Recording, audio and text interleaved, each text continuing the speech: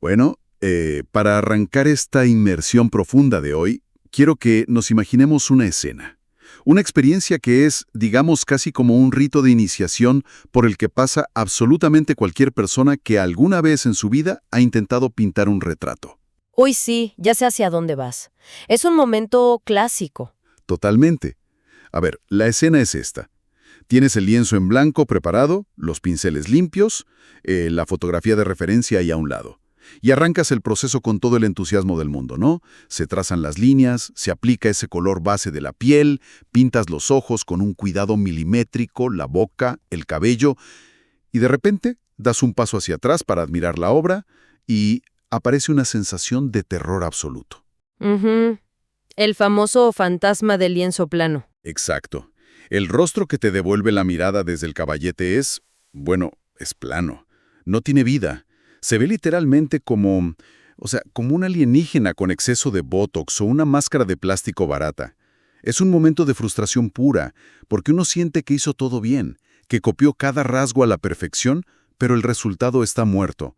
Y aquí es donde quiero presentarte formalmente en este análisis, porque necesitamos entender por qué ocurre esto. ¿Por qué la pintura parece burlarse de nuestras mejores intenciones? Bueno, primero que nada, me encanta empezar por aquí.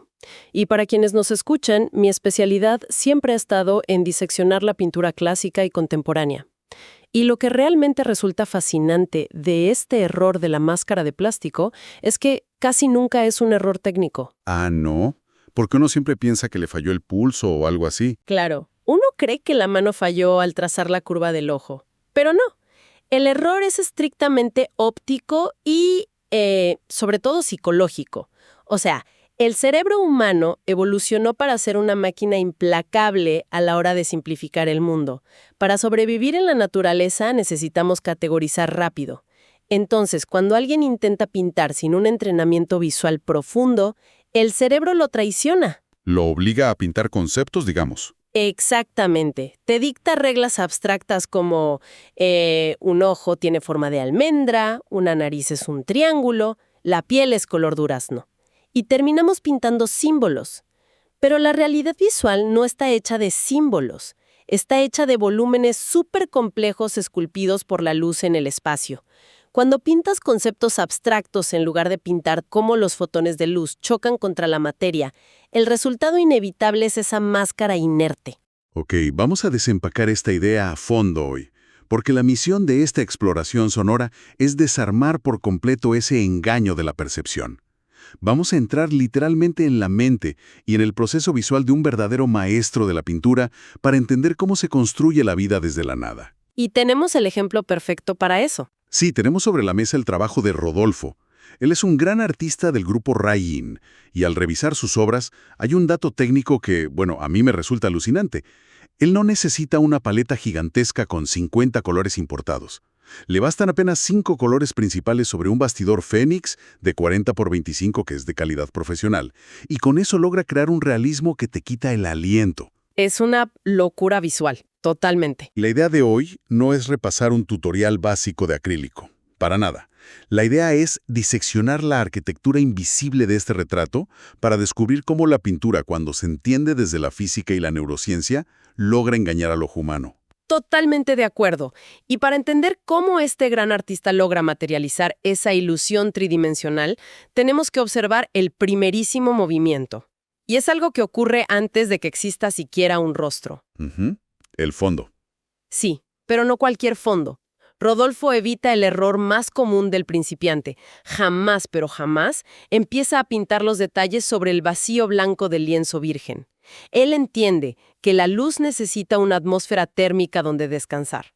Si observamos la física de la luz, el blanco puro de un lienzo industrial rebota los fotones de una manera sumamente agresiva. Ciega la percepción. Espera, esto me hace un poco de ruido, porque, a ver, mi instinto absoluto, si tengo un lienzo inmaculado frente a mí, es aprovechar esa pureza para que los colores resalten más, ¿no? Suena súper lógico, sí, pero ópticamente es una trampa mortal.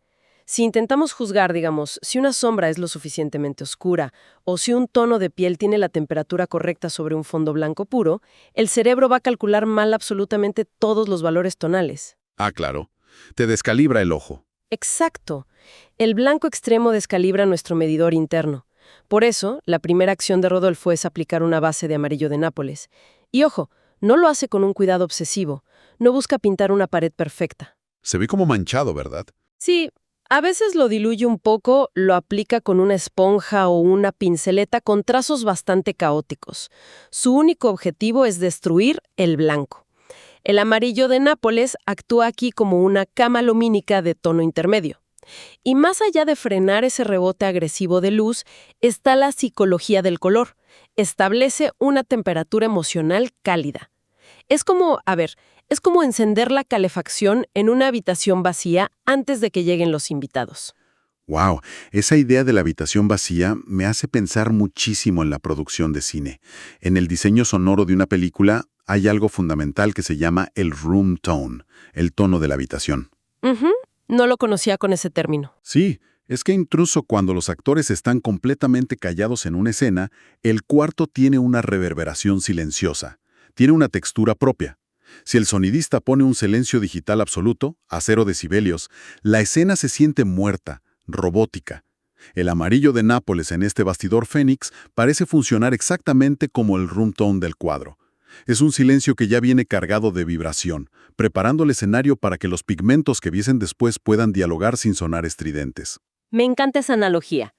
Y es que el verdadero arte siempre empieza ahí, en la preparación de ese silencio.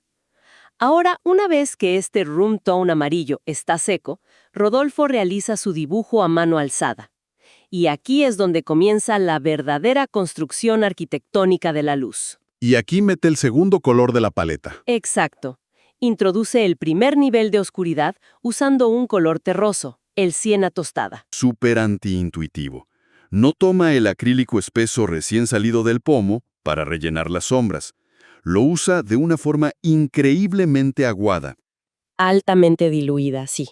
Deja que la pintura corra casi como si fuera una acuarela, buscando los contrastes iniciales. Y de nuevo, me pongo en el lugar de alguien que intenta pintar en su casa. Si mi objetivo es crear una sombra sólida, por ejemplo, bajo el mentón, ¿por qué diluirla? El impulso natural es agarrar la pintura oscura bien espesa y tapar ese amarillo de base como si estuviéramos cubriendo un pastel con betún de chocolate. ¿Por qué complicarse la vida con capas transparentes? Porque cubrir ese amarillo con una plasta opaca es literalmente un asesinato óptico. Un asesinato óptico, me gusta eso. ¿Es que lo es? Si aplicamos la pintura de forma espesa, matamos instantáneamente la luz interior de la obra. Se vuelve un parche plano, sin vida. La lógica física detrás de diluir el siena tostada radica en la naturaleza de los polímeros acrílicos. Al diluir el pigmento, el medio se vuelve translúcido y funciona exactamente como un cristal ahumado. O sea, la luz viaja a través de la pintura. No se queda en la superficie. Exactamente. Los fotones de luz del entorno entran al cuadro, atraviesan esa capa oscura de siena tostada, golpean la base de amarillo de Nápoles que sigue viva allá abajo y rebotan de vuelta hacia el exterior, llegando al ojo de quien observa la obra. ¡Wow! El resultado no es un parche negro, es una sombra que respira, una sombra con temperatura. El maestro del grupo Raim sabe perfectamente que la tridimensionalidad no se dibuja trazando el contorno de una mandíbula. La forma se esculpe mediante este choque directo entre la luz atrapada en el fondo y la oscuridad translúcida que se le superpone. Es alucinante pensarlo así. O sea que la sombra en la pintura clásica y en este método profesional no es la ausencia de luz. Es un velo transparente que acaricia la forma y deja que la luz interior siga latiendo. Es esculpir con transparencias, tal cual.